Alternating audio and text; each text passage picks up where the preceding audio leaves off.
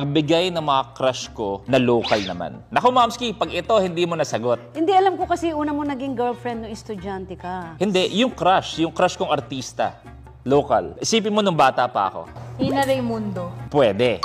Isa yun, nabanggit niya yun noon. Pwede yun. Si Ina nung medyo high school, college yata. Pero good yun. Alam ko kasi naging girlfriend niya si Maui.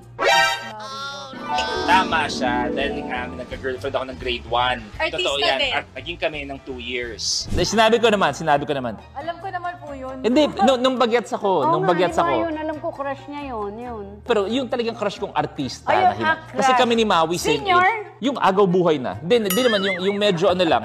Yung medyo mas may edad sa akin. Kung bagay yung bata ka, tapos hinahangaan mong artista. Okay. Dalawa na iisip Oo kong nga pangalan. eh. Yung isa pinapunta mo sa bahay. Umihi ako sa bookshelves. Oh my Oh. gosh. Sabi ni Mami, ay bukas, kinausap ko, papapuntahin ko dito, yung crush mo, ganyan.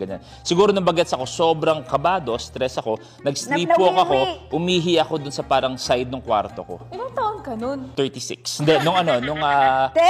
basta, hindi, or younger pa. Ako na magsasabi, Sino nga na?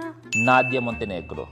Ah, si Tita na? Si Tita Naj. Nadia. At may isa pa, kung Oo, na... naging hi, Naj. Oo, Kung si naalala Nadia. niyo yung age ko, may mga ka-age ko, is Oh sa my mga naging God. crush ko dati, Mia Prats. Ay, yeah! Kilala mo si Mia Prats? Nabutan ba si Mia Prats? Ano siya, Viva